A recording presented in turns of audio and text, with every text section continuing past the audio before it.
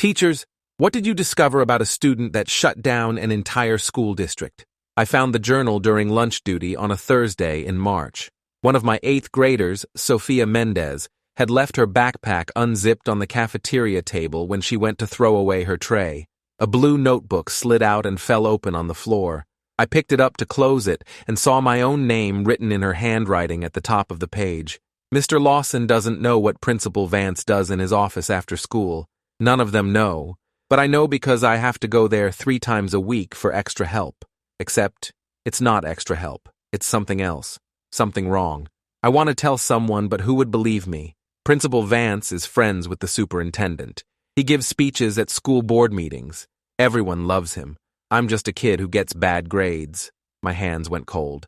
I read the entry again to make sure I understood what I was seeing. The words were clear and specific. Sophia described being called to the principal's office under the pretense of academic tutoring. She described Principal Vance locking the door. She described him touching her in ways that made her uncomfortable. She described this happening multiple times over several months.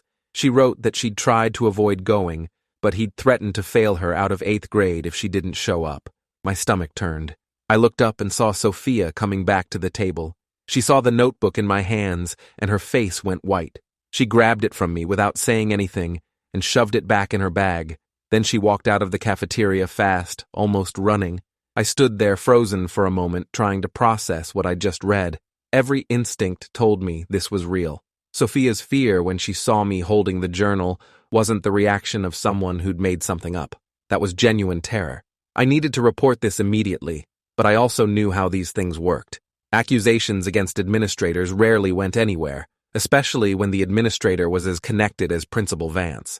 He'd been at Lincoln Middle School for 12 years. He was respected throughout the district. The superintendent considered him a mentor. If I reported this and it turned out to be a misunderstanding somehow, my career would be over. But if I didn't report it and Sophia was telling the truth, I'd be complicit in ongoing abuse. There wasn't really a choice. I left the cafeteria and went straight to the counselor's office. Rachel Kimura had been the school counselor for 6 years, and I trusted her more than anyone else on staff. She was in her office eating a sandwich and looked up when I knocked on her open door. "Can I talk to you? It's urgent." Rachel set down her sandwich and gestured for me to close the door. I sat across from her desk and explained what had happened with Sophia's journal. Rachel's expression changed from curious to horrified as I described what I'd read. "You need to file a report with Child Protective Services immediately, like right now. This can't wait." Rachel pulled up the CPS hotline number on her computer and wrote it down for me. "I'll document that you came to me with this information so there's a record, but you need to be the one to make the call since you're the one who saw the journal." I called CPS from Rachel's office and spent 20 minutes on the phone with an intake specialist, explaining what I'd read in Sophia's journal. The specialist asked detailed questions about what the entries said, when they were dated, whether I'd observed any concerning behavior from Sophia or Principal Vance. I answered everything as accurately as I could remember. The specialist said she'd open an investigation immediately, and someone would be in contact with the school within 24 hours. She also said I was required to report this information to the school district's Human Resources Department, since the accused was a district employee. I hung up and looked at Rachel. "HR next?" Rachel nodded. "Better to get ahead of it. If Vance finds out you reported him through the grapevine before you've talked to HR, he could claim you went around proper channels and tried to damage his reputation." I called the district HR office and explained the situation to the director, a woman named Gloria Reeves, who I'd only met once at a new teacher orientation years ago. Gloria listened without interrupting until I finished. Then she said she'd need to see the journal entries herself and would be sending someone to the school immediately to interview me and hopefully interview Sophia as well. Gloria asked if Principal Vance was aware of the situation yet. I said no. She said to keep it that way until their investigator arrived. She said, under no circumstances should I discuss this with anyone except her office and the counselor. Then she hung up. Rachel looked at me with concern. "How are you doing?" I realized my hands were shaking. I just accused our principal of sexually abusing a student based on reading a few pages of her private journal. If this is real, it's the worst thing I've ever encountered. If it's somehow not real, I'd just destroyed a man's career and my own. Rachel shook her head. You did the right thing. You're a mandatory reporter. You saw evidence of abuse and you reported it. That's exactly what you're supposed to do. Whatever happens next isn't on you, but it felt like it was on me. I was the one who'd read the journal. I was the one making the accusations. If this went sideways, I'd be the target. The district investigator arrived 90 minutes later. Her name was Patricia Oleander, and she looked like she'd been doing this job for decades. She had tired eyes and carried herself with the kind of weariness that comes from seeing too much institutional failure. She interviewed me in Rachel's office with Rachel present. She asked me to describe exactly what I'd seen in the journal, what made me pick it up, what Sophia's reaction had been when she saw me holding it. I went through everything step by step, trying to be precise and factual. Patricia took notes on a tablet the entire time I spoke. When I finished, she asked if I'd noticed any changes in Sophia's behavior over the school year. I thought about it. Sophia had always been quiet, but she'd become more withdrawn in recent months. Her grades had dropped from C's to D's and F's. She ate lunch alone most days. She looked tired constantly, like she wasn't sleeping well. I told Patricia all of this. Patricia asked if I knew whether Sophia had friends she might have confided in. I said I'd seen her talking to another girl in my class occasionally, a student named Leah Burton. Patricia wrote that down. She asked if Principal Vance had exhibited any concerning behavior that I'd witnessed personally. I said no. He'd always been professional in my interactions with him. Friendly, supportive, the kind of principal who knew students' names and showed up to their games and concerts. That's what made this so disturbing. If Sophia's journal was accurate, Vance had successfully presented one face to the world while doing something horrific in private. Patricia closed her tablet and looked at me directly. I'm going to need to interview Sophia before the end of the school day. Can you tell me what class she has next? I checked the schedule. Sophia had my English class 6th period right after lunch. Patricia said she'd pull Sophia from class and conduct the interview in the conference room adjacent to Rachel's office. She asked me to send Sophia to Rachel when she arrived for 6th period. The rest of lunch duty felt surreal. I stood in the cafeteria watching students eat and talk and laugh, aware that somewhere in this building a girl was being abused by the person who was supposed to protect her. When the bell rang, students filed out toward their next classes. I walked back to my classroom and tried to prepare for 6th period, but I couldn't focus on the lesson plan. Sophia arrived 3 minutes after the bell, which was unusual because she was normally punctual. She took her seat in the back corner without making eye contact with me or anyone else. I let the class work on their assigned reading for 5 minutes before calling Sophia to my desk quietly. Ms. Kimura needs to see you in her office. Take your things with you. Sophia's face went white again. Why? What did I do? Nothing. She just needs to talk to you about something. Sophia packed up her bag slowly and left the classroom. I watched her go and felt sick. The next 2 hours were the longest of my teaching career. I went through the motions of teaching 6th and 7th period, but my mind was entirely focused on what was happening in that conference room. Was Sophia telling Patricia everything? Was she denying it all out of fear? Was Patricia skilled enough to get through to a traumatized 14-year-old who'd been threatened into silence? When the final bell rang and students flooded out of the building, I stayed at my desk pretending to grade papers while actually staring at my computer screen without seeing it. Rachel appeared in my doorway around 4 o'clock. She looked exhausted. Can you come to the conference room? Patricia wants to talk to you. I followed Rachel to the conference room where Patricia sat with her tablet and a stack of papers. She gestured for me to sit. I interviewed Sophia for 2 hours. She confirmed everything you saw in her journal and provided additional details. This is an active abuse situation that's been ongoing since October. Sophia was initially called to Principal Vance's office for legitimate academic support, but the sessions became inappropriate within a few weeks. Vance has been grooming her systematically. He isolated her from peers, convinced her nobody would believe her if she told, and threatened her academic standing if she stopped coming to the sessions.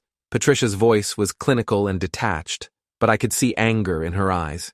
Sophia mentioned in her interview that Vance told her about other students he'd helped in similar ways. She didn't have names, but the implication was that she's not the first victim. My stomach dropped. You think there are others? Patricia nodded. Based on Sophia's statement and Vance's position of authority over a large student population for 12 years, it would be unusual if she was the only one. We'll be investigating that possibility thoroughly. She slid a document across the table. This is your formal statement. Review it, sign it if accurate, and return it to me before you leave today. Principal Vance will be placed on administrative leave effective immediately. He's being notified right now by Gloria and a district security officer. I read through the statement, signed it, and handed it back. What happens next? Patricia stood and gathered her materials. Child Protective Services will interview Sophia tomorrow. The police will likely be involved because Vance's actions constitute criminal sexual abuse of a minor. The district will conduct a parallel investigation into whether any other staff members knew about this or should have noticed warning signs. Your role is done for now. Go home, don't discuss this with anyone, and be prepared to be interviewed again as the investigation progresses. She left, and I sat alone in the conference room, trying to process everything. I'd come to work this morning thinking about lesson plans and grading essays. Now I was sitting in the aftermath of what would probably become the biggest scandal in our district's history. I drove home in a daze and spent the evening unable to eat or focus on anything. My wife knew something was wrong, but I couldn't tell her details because of confidentiality requirements. I just said there was a situation at school involving a student and an administrator, and I couldn't talk about it yet. She hugged me and said I looked like I needed to sleep. I tried, but every time I closed my eyes, I saw Sophia's face when she grabbed her journal from my hands. That look of pure terror. The next morning, I arrived at school to find Principal Vance's office dark and empty. An email had gone out to staff overnight from the superintendent, stating that Vance was on administrative leave for personal reasons, and the assistant principal would be serving as interim principal until further notice. The assistant principal, Dennis Kowalski, called an emergency staff meeting before first period. 30 teachers crammed into the library looking confused and concerned. Dennis stood at the front, looking uncomfortable. I know you all received the email about Principal Vance. I can't provide details about the situation due to personnel privacy and an ongoing investigation. What I can tell you is that if any of you are approached by investigators and asked questions about students or administrative practices, you're required to cooperate fully and honestly. Don't speculate, don't gossip. Just answer questions truthfully if asked. Someone raised their hand. Is Vance coming back? Dennis hesitated. I don't have that information at this time. My job right now is to keep this school running smoothly while the situation is resolved. If you have questions, direct them to me or to the district office. Now let's get to our classrooms and have a normal day for our students. But it wasn't a normal day. Students had seen Vance's dark office. Rumors were already flying through the hallways. By lunch, half the school was convinced Vance had been arrested. The other half thought he'd quit suddenly. Nobody knew the truth yet, but they sensed something significant had happened. I avoided the cafeteria during lunch duty and stayed in my classroom. I didn't want to risk running into Sophia and making her uncomfortable. Around 1 o'clock, Dennis appeared at my door. The police are here. They want to talk to you. I followed Dennis to the conference room where 2 detectives were waiting. The woman introduced herself as Detective Alicia Brennan and her partner as Detective Ryan Cho. They asked me to sit and explain everything I'd seen in Sophia's journal and everything that had happened afterward. I went through the timeline again, trying to remember every detail. Detective Brennan took notes in a small notebook, while Detective Cho recorded the conversation on his phone after getting my consent. When I finished, Detective Brennan asked if I'd ever witnessed Principal Vance alone with students in his office with the door closed. I said yes, frequently. He regularly met with students for academic or disciplinary reasons. That was part of his job. She asked if I'd ever noticed him showing preferential treatment to certain students or acting inappropriately. I said no. Everything I'd seen had appeared professional and normal. Detective Cho asked if other staff members had mentioned anything about Vance that seemed concerning. I said no. Vance was well liked by staff. He was supportive of teachers, backed us up with difficult parents, and generally created a positive work environment. The detectives exchanged a look. Detective Brennan closed her notebook. That's consistent with what we're hearing from other staff. Vance presented himself as an exemplary principal while allegedly abusing students in private. The compartmentalization is common in these cases. Offenders often build sterling public reputations specifically to insulate themselves from suspicion. She stood up. We'll be interviewing all staff and many students over the next several days. If you remember anything else relevant, contact me directly." She handed me her card. I went back to my classroom feeling hollowed out. The idea that Vance had been doing this for years while maintaining a perfect professional facade made me question my own judgment. I'd liked working for him. I'd thought he cared about students. How had I missed this? How had we all missed this? After school, Rachel found me packing up my classroom. "You doing okay?" I shook my head. I keep thinking about all the times I saw students go into Vance's office. What if some of them were victims and I just didn't realize? Rachel sat on one of the student desks. "You can't think like that. Predators are experts at hiding what they do. That's how they get away with it for so long. The important thing is that you acted immediately when you saw evidence. That probably saved Sophia from months or years of additional abuse." Her words helped, but guilt still gnawed at me. That night the story broke publicly. A local news station ran a report that Principal Vance of Lincoln Middle School had been placed on administrative leave amid an investigation into allegations of inappropriate conduct with a student. The report didn't name Sophia or provide details, but it confirmed that police were involved and the matter was being taken seriously. My phone started buzzing with texts from other teachers asking if I knew what was happening. I didn't respond to any of them. The next day, Friday, was chaos. News vans were parked outside the school. Reporters tried to interview students and parents as they arrived. The district sent additional security to keep media off school property. Inside, students buzzed with rumors and speculation. Teachers tried to maintain normal lessons, but nobody's head was in it. During my planning period, I was called to Dennis's office. When I arrived, Gloria Reeves from District HR was there along with the superintendent, Dr. Leonard Foster. Dr. Foster was in his 60s, tall and distinguished-looking with silver hair. He'd been superintendent for 8 years and was generally respected, though distant. He shook my hand and gestured for me to sit. "Mr. Lawson, I want to personally thank you for reporting what you observed. Your actions may have prevented further harm to students and allowed us to address a serious situation." His tone was formal and rehearsed. Gloria spoke next. "As the investigation continues, you may be contacted by media. I want to be clear. You are not to speak to reporters under any circumstances. All media inquiries should be directed to the district communications office. Violating this directive could result in disciplinary action up to and including termination." Dr. Foster added, "We're trying to protect student privacy and the integrity of the investigation. The last thing we need is teachers giving interviews that could compromise the case or identify victims." I nodded. "I understand. I have no intention of talking to the media." Dr. Foster studied me for a moment. "I also want to prepare you for the possibility that this situation may become more complicated. If Sophia's allegations are substantiated, and if there are other victims as investigators suspect, this could become a major scandal. There will be questions about district oversight, about how this was allowed to happen, about who should have known.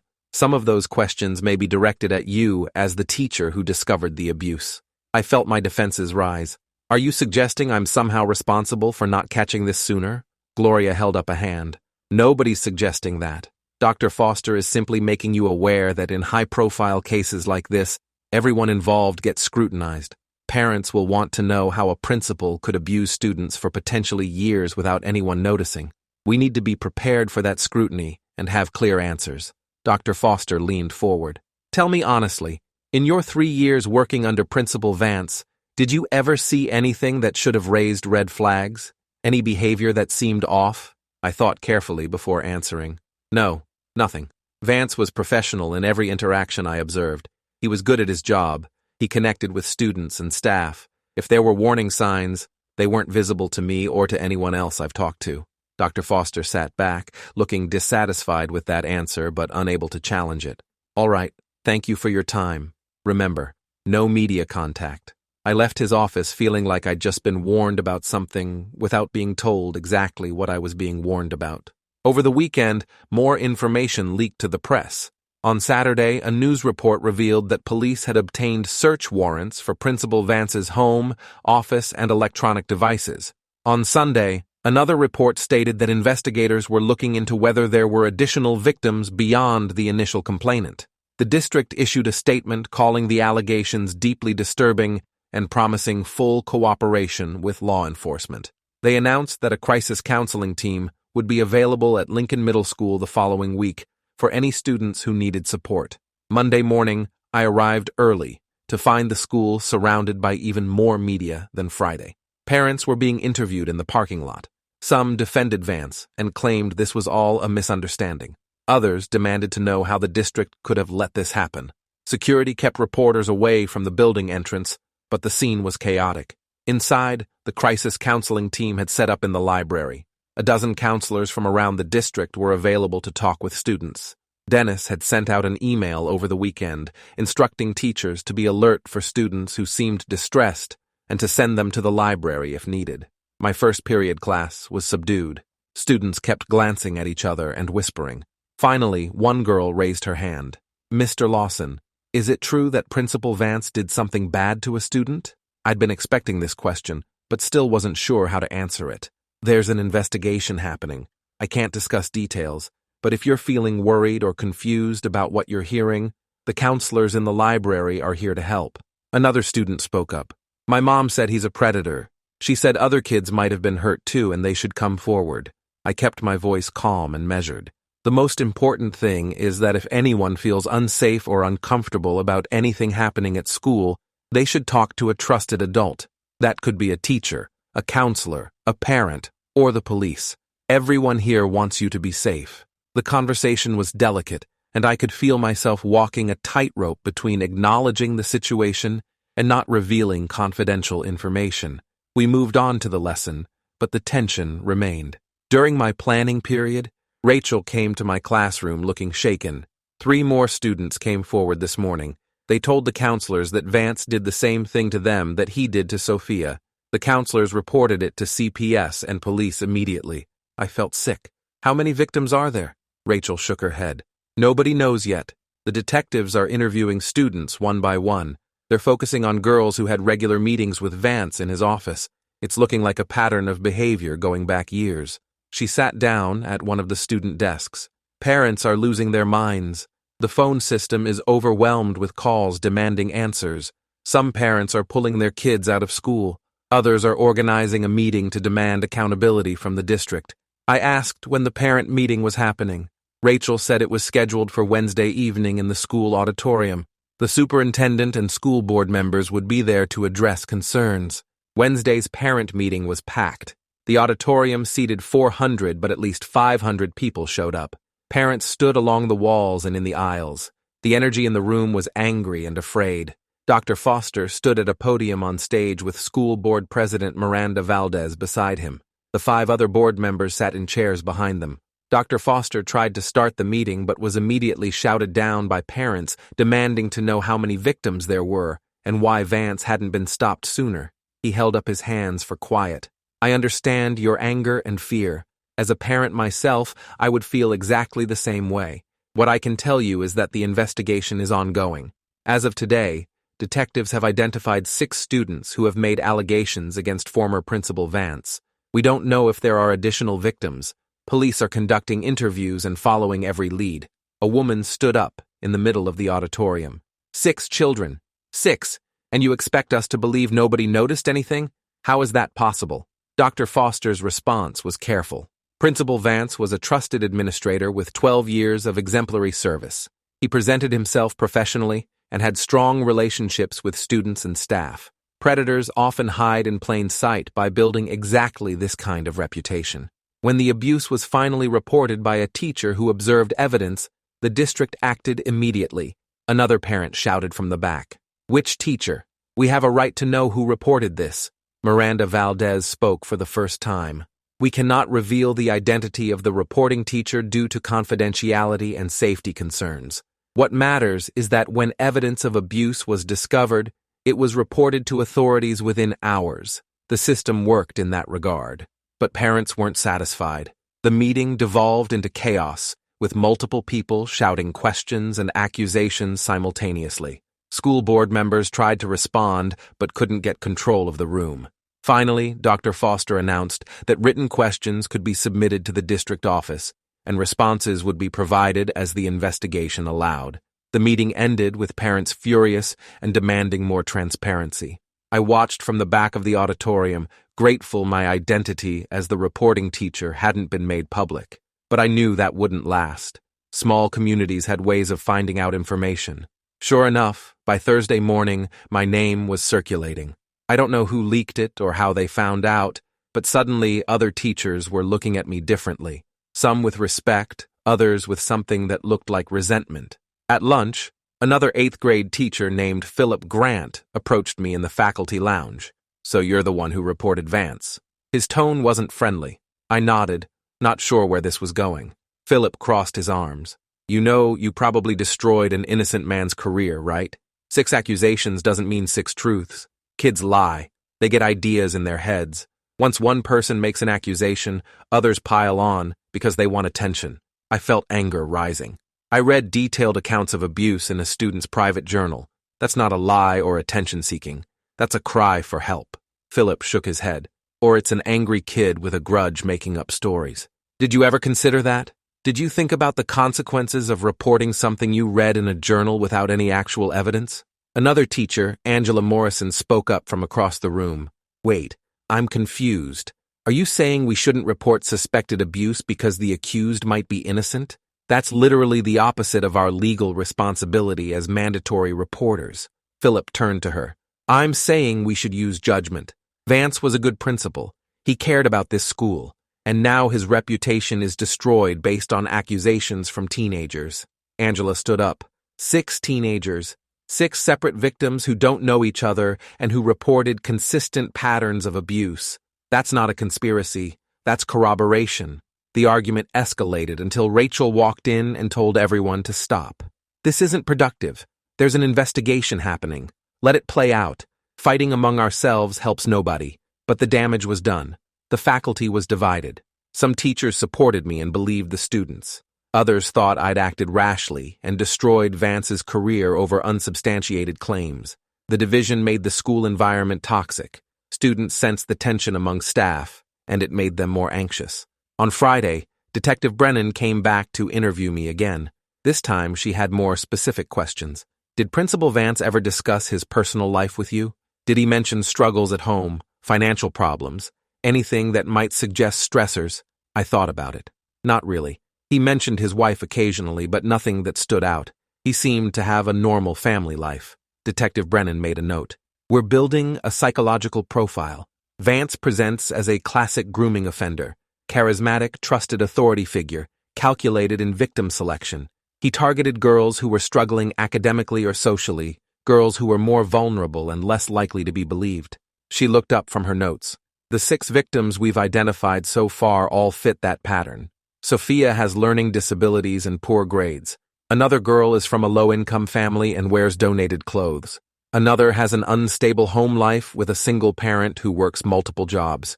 Vance specifically chose victims who lacked strong support systems." I felt nauseated. He was strategic about it. Detective Brennan nodded. "Very. We're also looking at his electronic devices. Forensics found deleted files on his personal computer at home.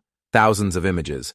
Some of them appear to be of students in compromising positions, though we're still working to identify individuals. It looks like Vance was documenting his abuse." My hands clenched. "He was taking pictures?" Detective Brennan's expression was grim. "And videos. We're working with the FBI now, because if he distributed any of this material, it becomes a federal case involving child exploitation. The scope keeps expanding." She stood to leave. "One more thing. We found a ledger in Vance's home office. It appears to be a log of sessions with students going back 8 years. Names, dates, notes about each encounter. We're cross-referencing it with school schedules and records. The number of victims could be significantly higher than 6. After she left, I sat alone in the conference room trying to comprehend what she'd told me. Vance hadn't just been abusing students opportunistically. He'd been running a systematic operation, selecting victims carefully, documenting everything, potentially for years, and none of us had noticed. That evening, the news broke about the expanded investigation and FBI involvement. The story went national. Lincoln Middle School in suburban Connecticut became a headline. Beloved principal accused of years-long abuse of students. My phone exploded with messages from friends and family who'd seen the coverage. They wanted to know if I was okay, if I'd been involved, if I knew details. I couldn't answer any of it. The district's gag order was still in effect. Over the weekend, 3 more victims came forward, then 2 more. By Monday morning, the count was up to 11 confirmed victims, with detectives still working through Vance's ledger. The FBI held a press conference confirming that they'd found evidence suggesting Vance may have been part of a larger network of offenders who traded images and videos of children. The press conference was carried live on national news.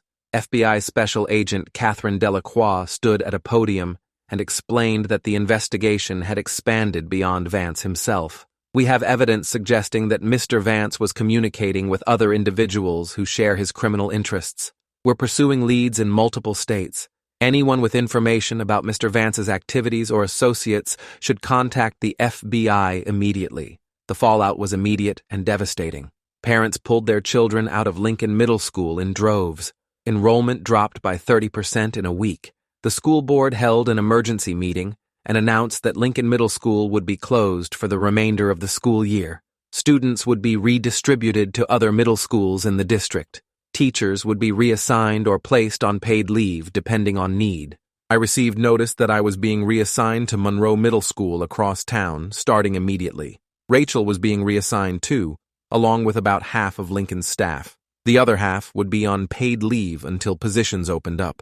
The closure was presented as a way to give students a fresh start away from the location of their trauma, but everyone knew it was really about damage control. The district couldn't handle the media circus and parent backlash. Closing the school was easier than trying to rehabilitate its reputation. My last day at Lincoln was surreal. I packed up my classroom while students weren't there, boxing up books and supplies and personal items. The halls were empty and echoing. Other teachers were doing the same thing, packing up rooms they'd worked in for years. Some were crying, others just looked numb. Dennis found me in my classroom that afternoon. He looked like he'd aged a decade in 2 weeks. This is a nightmare. I keep thinking I should have seen something, noticed something. I worked alongside Vance for 7 years. How did I miss it? I didn't have an answer because I'd been asking myself the same question. We stood there in silence for a moment. Then Dennis said, "For what it's worth, you did the right thing, reporting what you saw. I know some people are giving you grief about it, but you saved kids from further abuse. That matters more than anything else." He left, and I finished packing. When I loaded the last box into my car and drove away from Lincoln Middle School, I felt like I was leaving a crime scene. Monroe Middle School was different, larger, newer, with a different culture. The principal there, Vanessa Ortega, was warm but clearly overwhelmed by the sudden influx of new staff and students. She held a meeting with those of us coming from Lincoln and explained that she understood this was difficult for everyone. You're not responsible for what happened at your previous school. You're here now, and we're going to move forward together. If anyone gives you trouble or treats you differently because of the Lincoln situation, report it to me immediately. But students and staff at Monroe did treat us differently. Some were supportive. Others kept their distance like we were contaminated. Lincoln had become synonymous with institutional failure and abuse. Being associated with it carried a stigma. I tried to focus on teaching and building relationships with my new students, but it was hard. Every interaction felt weighted by what had happened. Parents at Monroe were nervous about having Lincoln staff at their school. Some sent emails to Vanessa demanding reassurance that all of us had been thoroughly vetted and investigated. The district sent out a statement confirming that every staff member from Lincoln had been interviewed by police and cleared of any wrongdoing or knowledge of abuse. But that didn't satisfy everyone. 3 weeks after the closure of Lincoln, Detective Brennan called me at home. "We've made an arrest in addition to Vance. Another person connected to the abuse network." I asked who. Detective Brennan said, "Rebecca Nolan. She was the administrative assistant at Lincoln, worked directly under Vance." My stomach dropped. I knew Rebecca. She'd been at Lincoln the entire time I'd worked there. She was efficient, friendly, always had candy on her desk for students. What did she do? Detective Brennan's voice was hard. She facilitated access. She scheduled the so-called tutoring sessions with students. She made sure Vance had uninterrupted time in his office with victims. She redirected other staff members when they tried to approach Vance's office during sessions. And she deleted digital records that might have revealed the pattern of which students were meeting with Vance repeatedly. I felt dizzy. She knew what he was doing? Detective Brennan said, "She absolutely knew. We found emails between them discussing logistics. She even received payments from Vance, likely as compensation for her assistance. She enabled years of abuse by helping him maintain access to victims and covering his tracks. I thought about all the times I'd walked past Rebecca's desk outside Vance's office, all the times she'd smiled and made small talk, all the times she'd told me Vance was busy with a student and couldn't be interrupted. She hadn't just known, she'd been an active participant in the abuse. The revelation made everything worse. Parents who'd been gradually calming down were furious again. The district had cleared staff but failed to catch someone who'd been enabling abuse the entire time. The school board called for an external audit of the district's screening and oversight processes. The audit was conducted by an independent firm over 6 weeks. When the results were released, they were damning. The auditors found that the district had no meaningful oversight of principals' interactions with students. There were no policies requiring that meetings with students be documented or supervised. Principals had essentially unlimited private access to students with minimal accountability. The audit also found that there had been complaints about Vance years earlier that were never properly investigated. A parent had called the district office in 2019, saying her daughter felt uncomfortable around Vance and didn't want to meet with him alone. The complaint was forwarded to Vance himself to address, and he'd dismissed it as a misunderstanding. No independent investigation was conducted. The parent eventually dropped the issue. Another red flag had been raised by a teacher in 2021 who'd noticed that Vance met repeatedly with certain female students behind closed doors. The teacher mentioned it to the assistant principal, Dennis Kowalski, who said Vance was just providing extra support to struggling students. Nothing was documented, and no questions were asked. The audit concluded that the district had systemic failures in student protection. Multiple opportunities to investigate concerns about Vance had been missed due to lack of policy, lack of training, and a culture that deferred to administrators without questioning their authority. The school board held a public meeting to discuss the audit findings. It was even more chaotic than the previous meeting. Parents demanded resignations. They demanded policy changes. They demanded accountability for everyone who'd failed to protect students. Dr. Foster tried to defend the district's response once the abuse was finally reported, but parents weren't interested in hearing about what happened after the fact. They wanted to know why it had been allowed to happen in the first place. Miranda Valdez, the school board president, eventually stood up and took the microphone. The audit findings are unacceptable. Our policies failed, our oversight failed. We failed the students we're supposed to protect. I'm proposing immediate reforms, including mandatory reporting training for all staff, required documentation of all one-on-one meetings between adults and students, and independent oversight of administrator conduct. These measures should have been in place years ago. It's unconscionable that they weren't. She paused, her voice shaking with emotion. I'm also calling for the resignation of Superintendent Foster. The failures identified in the audit occurred under his leadership. He may not have known about Vance's specific actions, but he created and maintained a system that allowed those actions to continue unchecked. That's a leadership failure that warrants accountability. The room erupted in applause and shouts of agreement.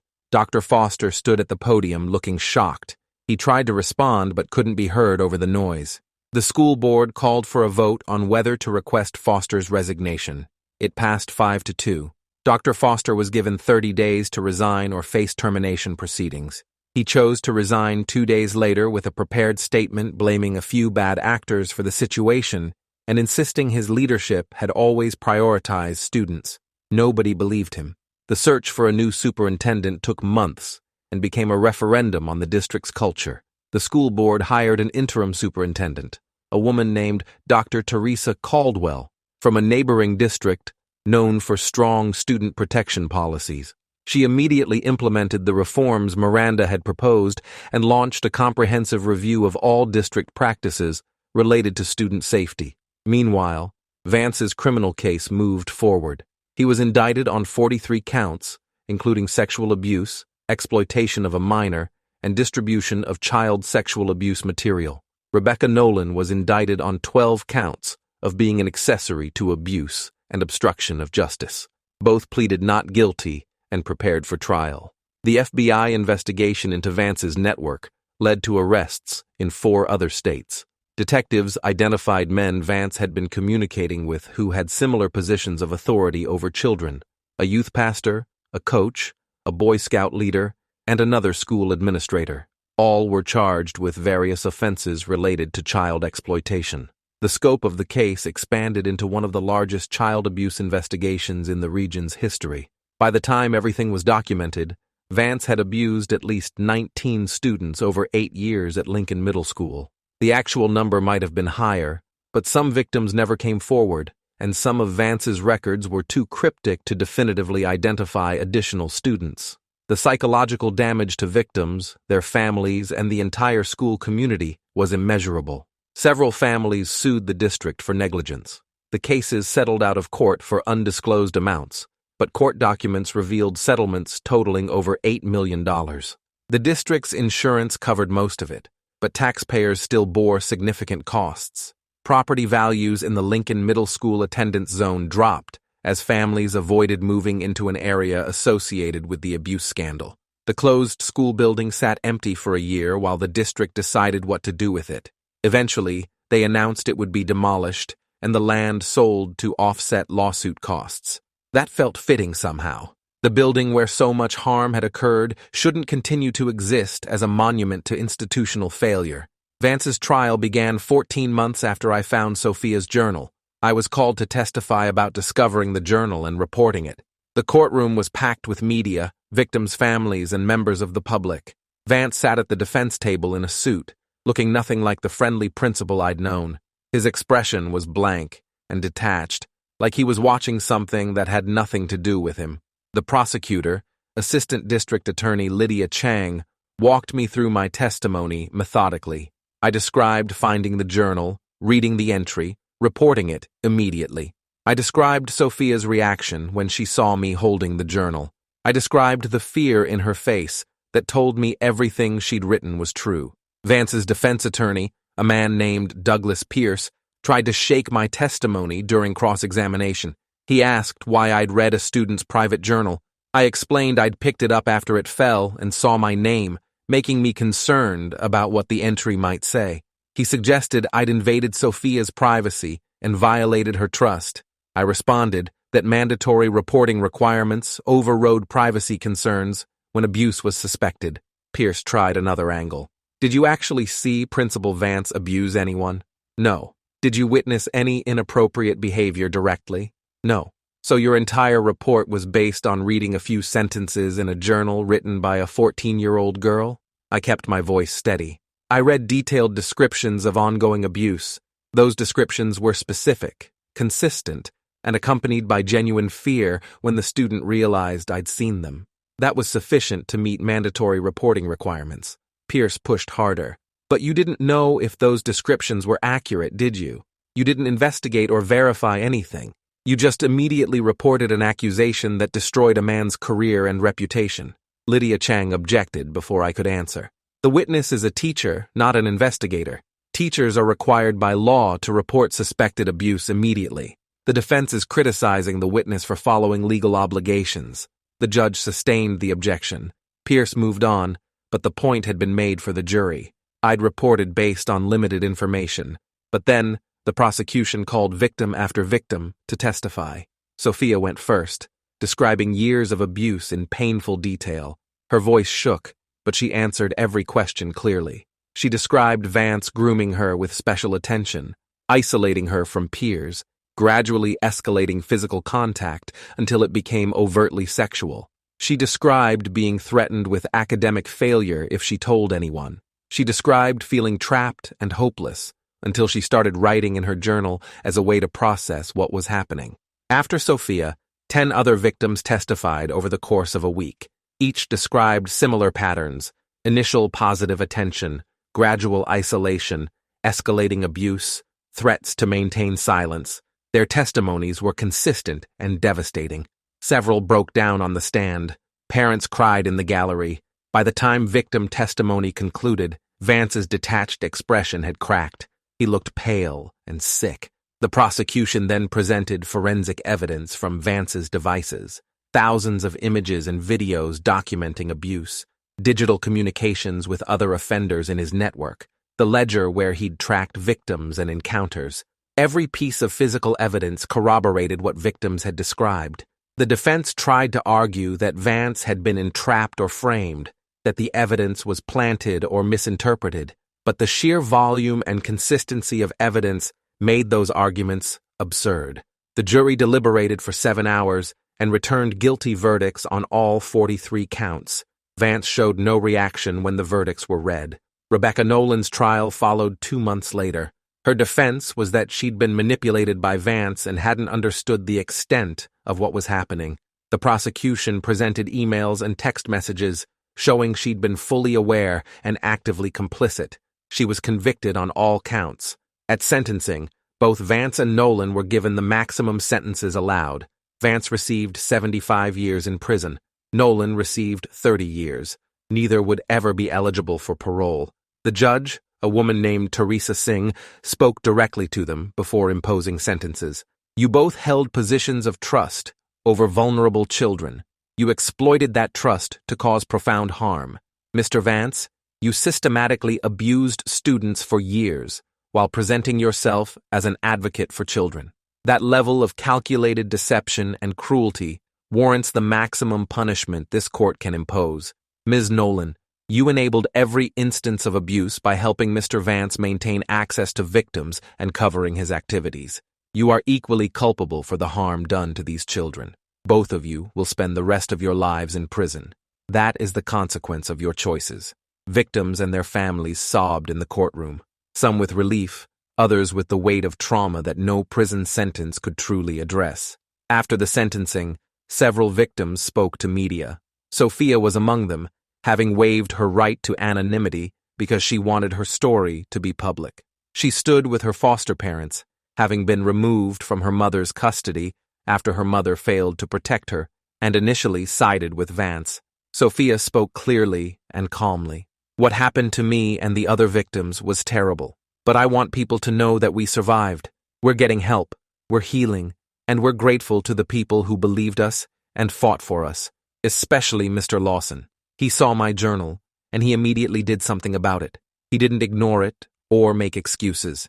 He reported it right away. That's what saved me, and probably saved other girls who would have been victimized in the future. I watched her interview from home and cried for the first time since this whole situation began, not from sadness, but from overwhelming relief that she was okay, that she was strong, that she'd found her voice.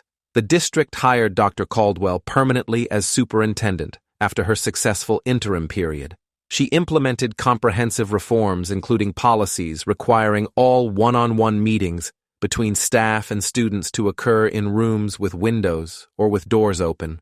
She mandated annual training on recognizing grooming behaviors and reporting abuse. She created an independent oversight committee that reviewed complaints about staff conduct and had authority to launch investigations without administrative approval. She also launched a district-wide initiative to support the victims and their families, providing free counseling and creating support groups. The victims who had testified became advocates for other survivors, speaking at schools and community events about the importance of reporting abuse and believing victims. Sophia graduated from high school 4 years after the abuse ended. She'd worked hard to overcome the academic struggles that had made her vulnerable to Vance in the first place. She gave a speech at graduation about resilience and finding strength in the darkest moments. I attended her graduation at her invitation and watched her walk across the stage to receive her diploma. Afterward, she found me in the crowd and hugged me. Thank you for not looking away. Thank you for believing what you saw in my journal even though it was easier to pretend you hadn't seen it. You changed my life. I told her she'd changed her own life by being brave enough to write the truth and then brave enough to testify. She smiled. Maybe we both did our part. 5 years after finding the journal, I still teach in the district at Monroe Middle School. I never went back to the site where Lincoln Middle School once stood. The building was demolished, and the land sold to a developer who built a community park there. Some people thought it was inappropriate to build a park on ground where so much harm occurred. Others felt it was fitting to create something for children that was safe and joyful. I understood both perspectives. The scandal fundamentally changed how our district operates. Policies that should have existed all along are now standard practice. Staff training that should have been mandatory for years is now comprehensive and ongoing.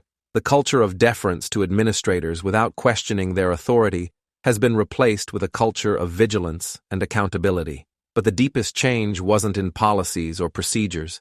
It was in awareness. Everyone in the district, from teachers to administrators to board members to parents, now understands that predators hide in plain sight, that trusted positions can be exploited, that abuse often happens under the cover of legitimacy and authority, and that the only way to protect children is to maintain constant vigilance, question what seems off even when it comes from respected sources, and act immediately when warning signs appear. I think about Sophia's journal entry often, the one that started everything. Mr. Lawson doesn't know what Principal Vance does in his office after school. She'd been right. I hadn't known. None of us had known. But once I did know, once I saw evidence that couldn't be ignored, I had a choice. Report it and face whatever consequences came, or look away and let it continue. That choice, in that moment, determined everything that followed. Sometimes I wonder what would have happened if Sophia's backpack had been zipped, if the journal hadn't fallen out, if I hadn't seen my name and read the entry. How many more years would the abuse have continued? How many more victims would there have been?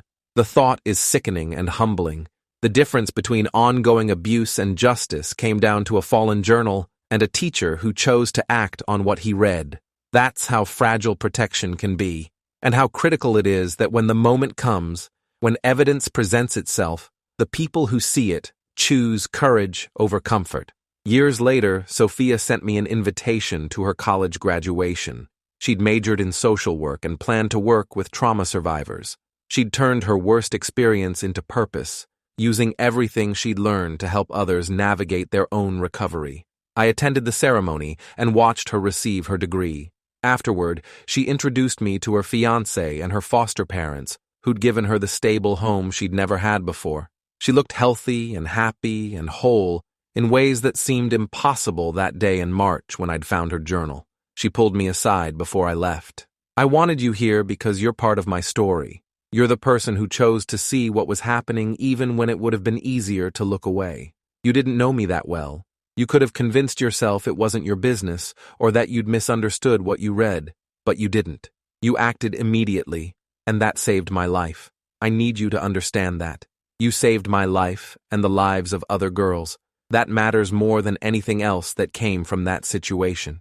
I thanked her for saying that, for including me in her celebration, for turning her trauma into strength that she'd use to help others.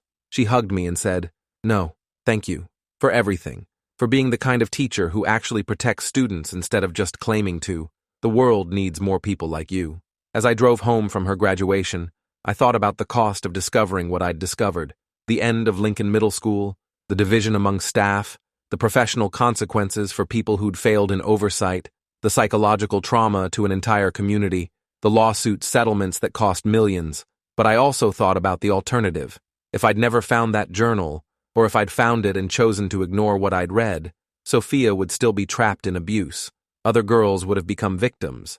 Vance would have continued for years, maybe decades, harming children with impunity. Sometimes doing the right thing means triggering consequences that seem disproportionate and devastating. Sometimes protecting one child requires tearing down entire systems that failed.